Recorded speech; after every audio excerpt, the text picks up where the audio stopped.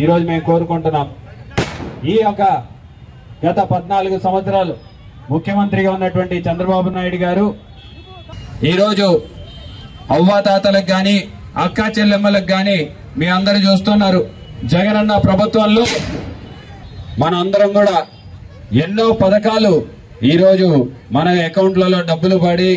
ఈ రోజు మనం అన్ని పథకాలు కూడా జగనన్న ప్రభుత్వంలో మనకి దక్కుతున్నాయి సంక్షేమ పథకాలు అలాగే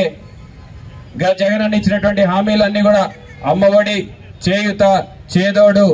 ఆసరా రైతు భరోసా విద్యా దీవెన వసతి దీవెన అని చెప్పేసి ఎన్నో పథకాలు ఈ రోజు మన అకౌంట్లలో నేరుగా జమ చేసినటువంటి ప్రభుత్వం ఇది ఈ రోజు ఇంటికాడికి పెన్షన్లు వస్తున్నాయి ఈ రోజు ఇంటికాడికి రేషన్ వస్తుంది ఈ రోజు ఇంటికాడికి వాలంటీర్లు వస్తున్నారు వార్డుల్లో సచివాలయాలు వచ్చినాయి మరి మనం గతంలో పెన్షన్ తీసుకోవాలన్నా రేషన్ తీసుకోవాలన్నా ఎన్ని ఇబ్బందులు పడే వాళ్ళమో ఎన్ని గంటలు నిల్చుండే వాళ్ళమో ఒక్కసారి గుర్తు చేసుకోమని చెప్పేసి కోరుతున్నా ఈ రోజు జగనన్న చేసిన పథకాలన్నీ కూడా మనకు వచ్చాయి ఈ రోజు జగనన్న ధైర్యంగా 2019న మనం ఏమైతే హామీలు ఇచ్చామో అవన్నీ కూడా చెప్పి మేము ఈ హామీలన్నీ కూడా నెరవేర్చినాము కనుక మళ్ళీ వచ్చే ఎలక్షన్ లో మమ్మల్ని గెలిపిమని చెప్పేసి మనం అడుగుతుంటే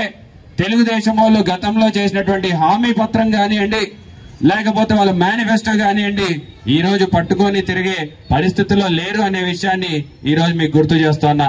కనీసం 2014లో అక్క చెల్లెమ్మలకి అందరికీ రుణమాఫీ చేస్తా అన్నాడు చేశాడా అని చెప్పేసి ఒకసారి ఆలోచించమని చెప్పి కోరుతున్నా.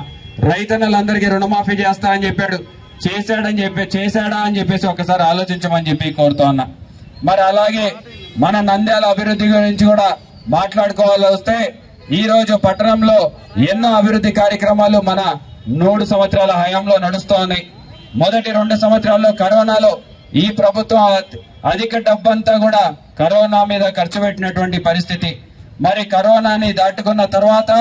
ఆ డబ్బంతా కూడా అంత ఖర్చు పెట్టిన తర్వాత కూడా ఈ రోజు సంక్షేమ పథకాలు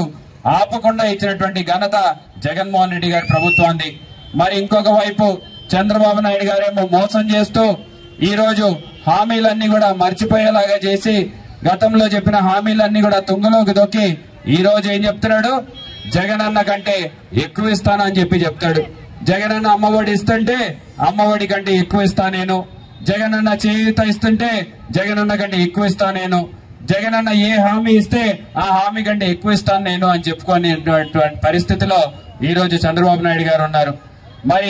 మరి చంద్రబాబు నాయుడు గారు 14 సంవత్సరాలు ముఖ్యమంత్రిగా ఉన్నప్పుడు ఒక హామీ అన్నా లేకపోతే ఒక్క పథకం అన్న పేదవాళ్ళ కోసం చేసినాడా అని చెప్పేసి ఒకసారి ఆలోచించమని చెప్పి కోరుతున్నా. మరి అలాగే మన నంద్యాలలో ఈ 3 సంవత్సరాలలో మన నంద్యాలని జిల్లా చేసుకున్నాం, మెడికల్ కాలేజ్ తీసుకొచ్చినాం, ఈ యొక్క హాస్పిటల్ రూపురేఖల్ని బాగు చేశాం. మరి అలాగే ఏపీ మోడల్ స్కూల్ కట్టినాం, తర్వాత మహిళా జూనియర్ కళాశాల కట్టినాం, బాయ్స్ జూనియర్ కళాశాల కట్టినాం, తర్వాత డిగ్రీ కాలేజీలో అడిషనల్ రూమ్స్ కట్టినాం. నాడు నేడులో స్కూళ్ళన్నీ కూడా ప్రభుత్వ పాఠశాలలన్నీ కూడా బాగు చేసినటువంటి ఘనత ఈ రోజు జగన్మోహన్ రెడ్డి గారి ప్రభుత్వం అనేది. ప్రతి ఒక్కరికి జగనన్న ఇంటి దగ్గరికి పథకాలు పంపించి మీ అందరికీ ఎలాంటి శ్రమ లేకుండా వాలంటీర్ల ద్వారా మీ పథకాలన్నీ అందజేసిన ఘనత కూడా జగనన్నది అని కూడా మేము గర్వంగా చెప్పగలుగుతున్నాము.